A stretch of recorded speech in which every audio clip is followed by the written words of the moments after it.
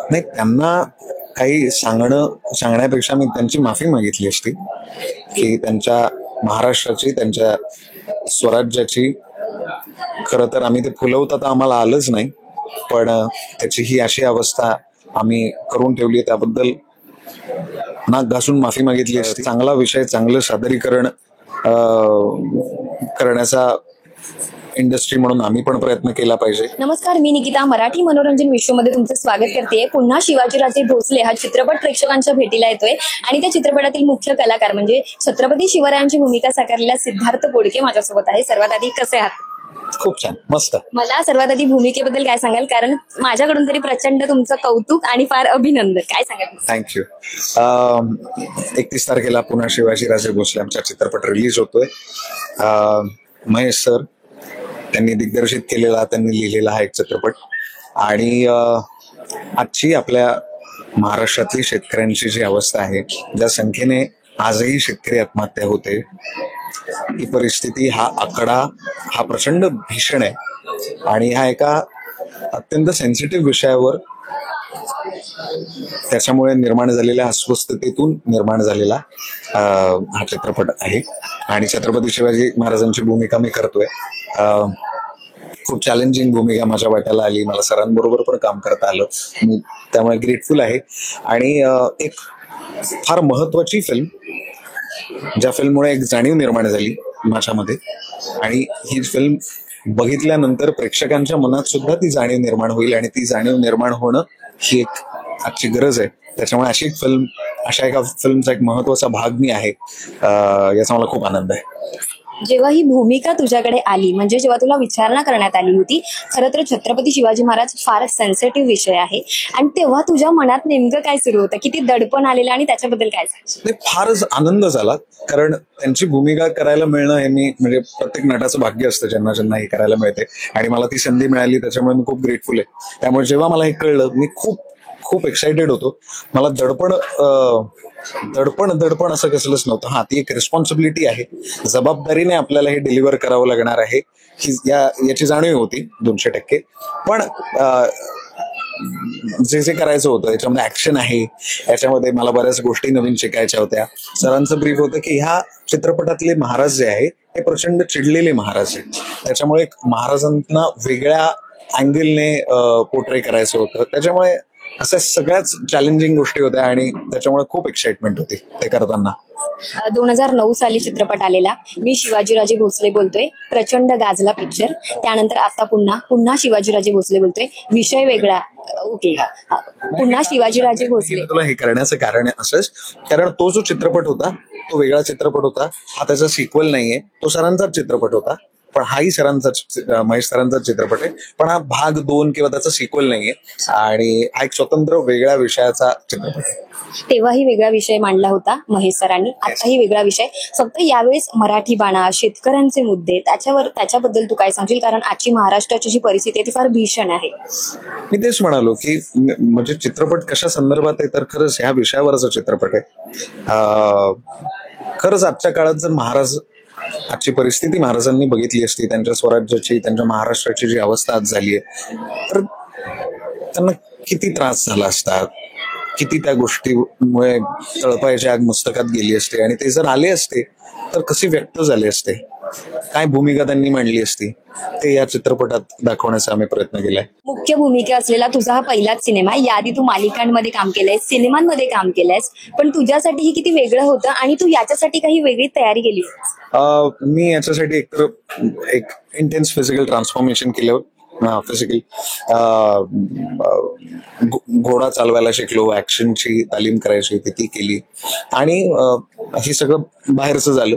आतून इंटरनली काय तयारी केली, तर मला असं वाटतं सरांनी त्यांच्या डायलॉग्स मध्ये, त्यांच्या स्क्रीन प्ले मध्ये, त्यांच्या गोष्टीमध्येच सगळं इतकं लिहिलं आहे आणि तेच इतकं अस्वस्थ करणार होतं. त्याला प्रामाणिक राहून आणि सरांना त्यांच्या विजनला सरेंडर करून मी हे डिलिव्हर करण्याचा प्रयत्न करत होतो. त्याच्यामुळे अशी खूप तयारी होती.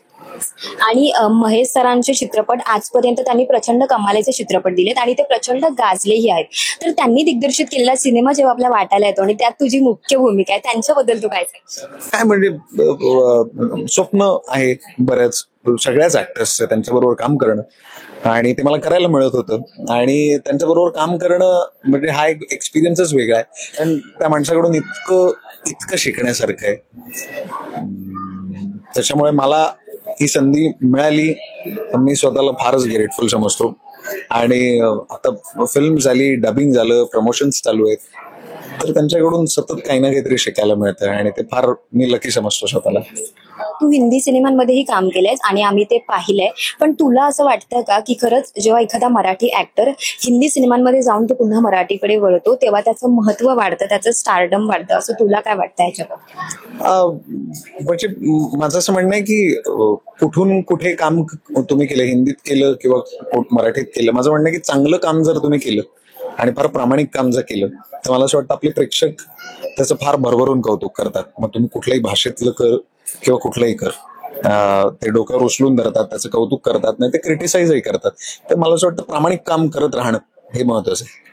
आणि मला तुझ्या स्ट्रगल बद्दल जाणून घ्यायचंय. तुला आधीचा सिद्धार्थ आठवतो का? कारण आता तू मालिका, सिनेमे, हिंदी सिनेमे आणि आता मुख्य भूमिका असलेला, त्यातही छत्रपती शिवरायांची भूमिका असलेला चित्रपट, आणि मागचा सिद्धार्थ म्हणजे जो स्ट्रगल तुझं पाहिलंय, तुला त्याच्याबद्दल स्वतःला काय वाटतंय? कारण एक स्वप्नपूर्तीच म्हणावी लागेल. छान वाटतं खूप. म्हणजे जे थांबलो चांगल्या कामांसाठी, तर एखाद्या चांगल्या कामासाठी थांबणं हे फार अवघड असतं, कारण सगळ्याच गोष्टी मॅनेज करायच्या असतात. सो तो जो थांबणं आहे ते वर्थ वाटायला लागतं की अरे आपण याचसाठी गेला होता 8 तास, आमच्या सिनेमाचीच लाईन आहे, तर तो हा क्षण आहे माझ्यासाठी, याचसाठी केला होता 8 तास. आपण अशाच एका संधीची वाट पाहत असतो, त्याच्यासाठी बरेच त्याग करायला लागतात. बऱ्याच वेळेला आपल्याला म्हणजे खूप बेसिक पासून सिरियस सगळे असे चॅलेंजेस असतात. कुठल्याही चांगल्या रोलसाठी थांबणं हे फार अवघड असतं, आणि त्या जर्नीतून, आणि मला असं वाटतं ते चालू राहत असतं. पण ते केल्यानंतर जेव्हा अशा एखादा चित्रपट आपल्या वाटायला येतो आणि ते करतो, तर ते सगळं वर्थ वाटतं. येस. बरं, अशी कोणती भूमिका आहे जी तुला आयुष्यात एकदा तरी करायची आहे? मला ना ऑनेस्टली आत्ता असं तू विचारशील पटकन तर मला असं नाही सांगता येणार, पण माझं खूप जेन्युअनली नेहमी म्हणणं असतं, एखादी भूमिका जी मला अनकम्फर्टेबल करते ना, की जे मला माझ्या पर्सनॅलिटीच्या बाहेरच आहे, थोडंसं काहीतरी अस्वस्थ करतंय, अरे हे आपल्याला जमेल की नाही, असं एक अशा भूमिका मला करायला जास्त मजा येते. कारण त्याच्यामध्ये आपली, मला असं वाटतं, माणूस म्हणून पण आणि एक ऍक्टर म्हणून पण ग्रोथ होत असते. सो अशा चॅलेंजिंग भूमिका माझ्याकडे येत राहाव्या अशी मी देवाकडे प्रार्थना करतो. आता जर छत्रपती शिवाजी महाराज असते आणि तू जर त्यांच्यासमोर उभा असतास, तर तू काय बोलला असतास? त्यांना महाराष्ट्रामध्ये कोणते बदल करण्यास सांगितले असते? नाही, त्यांना काही सांगण्यापेक्षा मी त्यांची माफी मागितली असती, की त्यांच्या महाराष्ट्राची, त्यांच्या स्वराज्याची, खरं तर आम्ही ते फुलवता तर आम्हाला आलंच नाही, पण त्याची ही अशी अवस्था आम्ही करून ठेवली, त्याबद्दल नाक घासून माफी मागितली असती. आणि त्याचबरोबर त्यांना असं प्रॉमिस केलं असतं की याच्यावर स्वतःपासून सुरुवात करून ते बदलण्याचा काहीतरी आम्ही नक्की प्रयत्न करेन.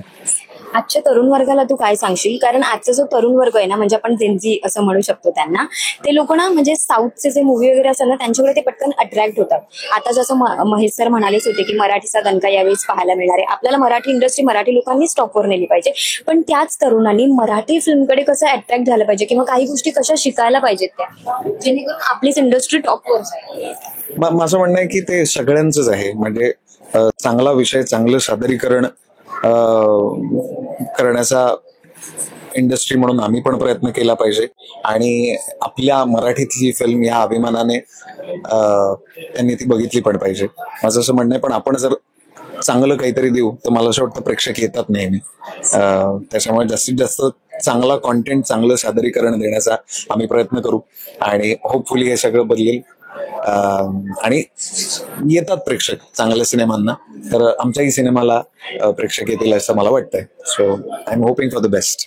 जाता जाता प्रेक्षकांना 31 तारखेला आमचा चित्रपट येतोय. फार प्रामाणिकपणे आम्ही ही फिल्म बनवली आहे. याच्यातून काहीतरी फार महत्वाचा विषय आहे, त्यातून काहीतरी सांगायचा प्रयत्न केलाय. एक महत्वाची फिल्म आहे, त्याच्यामुळे जास्तीत जास्त संख्येने ही फिल्म थिएटर्समध्ये जाऊन बघा. थँक्यू.